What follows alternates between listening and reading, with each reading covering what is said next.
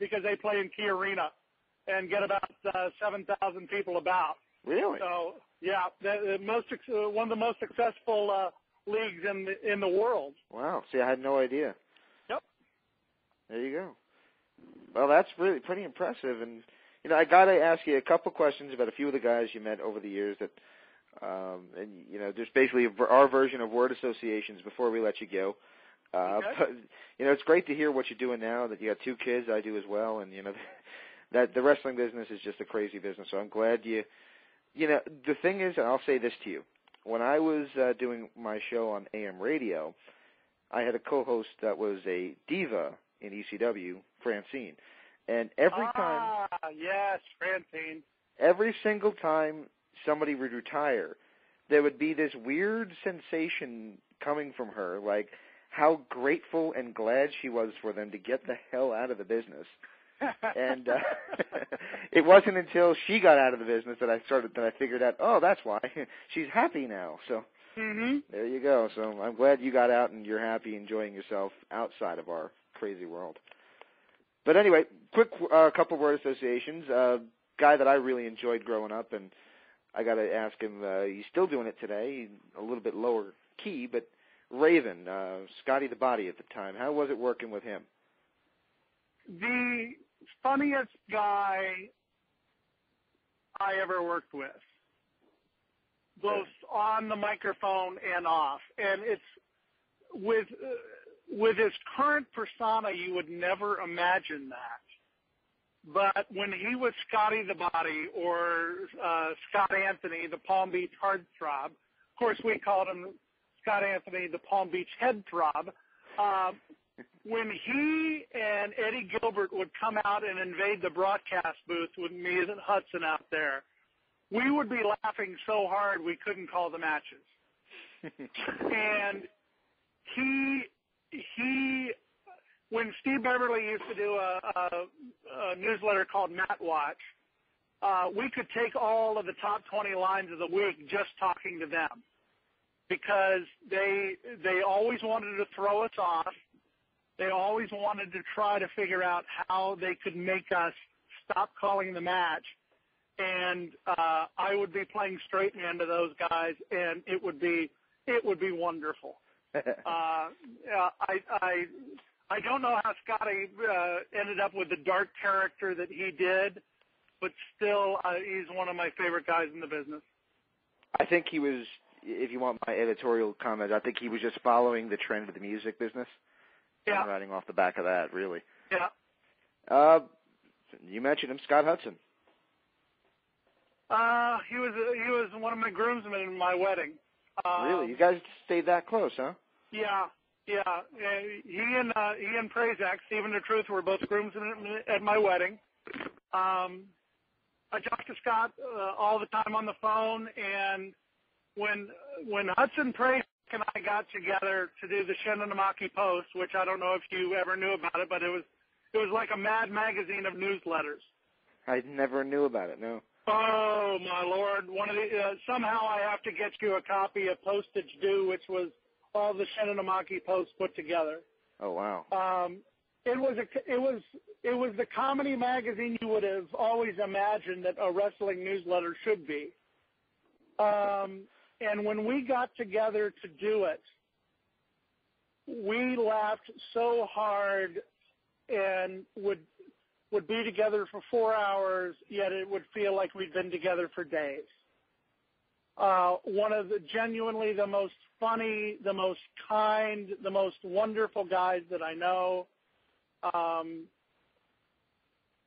Moving away from Atlanta and moving away from Pedicino and Bonnie Blackstone and Scott Hudson and Steve Prazak was a huge regret of mine. I love it here because I have family. I now have my family here and my job here in Seattle, but God, I miss Atlanta.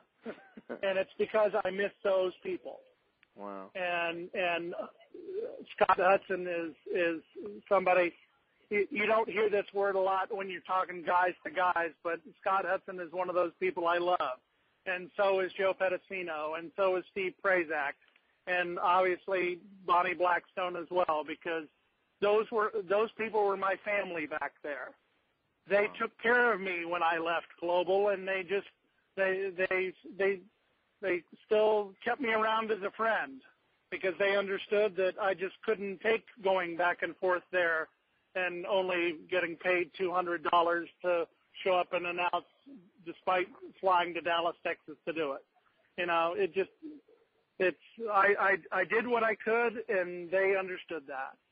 And I never ever begrudged Scott for all his success. As a matter of fact, I was his biggest fan. And he did a great job. I mean, some of those, you can see some of that humor, and if you ever talk to him, if we don't get the chance to talk to him, you could see some of that humor showing at the end of WCW, and it was clear the product was on the downturn. Yeah.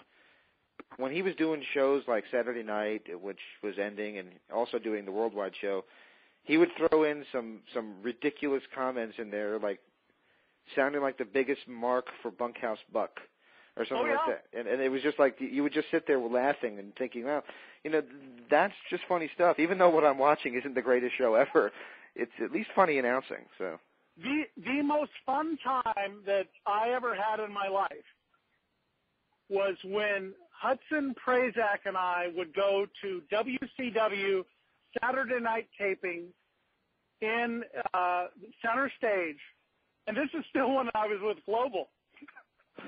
And we would go with some friends of mine, and they dubbed us the Atlanta Boys, and we were infamous. We'd go in there, and we would start chants that would make them edit the audio out of WCW Saturday Night. And our most infamous thing that we ever did was the night that Ric Flair returned. Uh-oh. We handed out 700 signs that said, "We want Tex," for Tex Slazenger. And when Tex Slazenger and Shanghai Pierce came out, Tex Slazenger got a standing ovation. And when Tex tagged in Shanghai, the biggest boo of the night.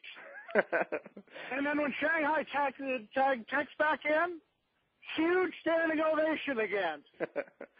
So we made Tex a superstar and booed his partner. That was an interesting tag team, but yeah, that's a pretty impressive that you chose somebody like him and made him a huge star. Yeah. We love creating mischief, and I once had an old girlfriend. The only time I ever saw the true you was the night that I accompanied you to Center Stage and watched you just let it all hang out and have fun. Wow. And that's the Scott Hudson I know. Wow. Well, man, I got to ask you one last question, and it kind of goes hand in hand with why we had you on.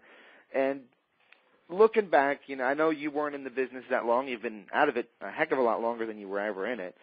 But what do you think the lineage is going to be 20 years from even now of the Global Wrestling Federation? Do you think it'll be remembered? Do you think it'll be forgotten? What is your impression of the way the GWF will be perceived? I think show business will have I think the fact that WWE now wants to call itself entertainment and even take wrestling out of it, I think that's the direction that wrestling is headed in. I think it's just the evolution of things, but I think it's safe to say that everything that is old becomes new again. When I was growing up in Washington, D.C., the show that was on before Vince McMahon's WWF was roller derby. Yeah. And it died away. It went away, and then they had roller games with the alligator tank and all that sort of stuff. And it went away, never to be seen again, until some ladies in Austin decided, let's do it in an airplane hangar and make it cool again. And suddenly, little by little, in a grassroots effort, roller derby became cool again because it wasn't all the glitz that everybody had remembered the old roller derby being. And suddenly people were enjoying it because they saw how hard the people were working. Wow. Maybe in the next 20 years, wrestling might have that sort of resurgence where they go, we've seen the three-ring circus. Let's see what it was like back when P.T. Barnum did it. And that may be where people look at the Global Wrestling Federation and said, yeah, they did it right. Let's do it like this. Very cool. And you know what? There's a million questions I can ask you about the old friars at the Sportatorium and any number of crazy questions I can ask you. But for now, I think we've taken up enough of your night. And we really can't thank you enough for stopping by.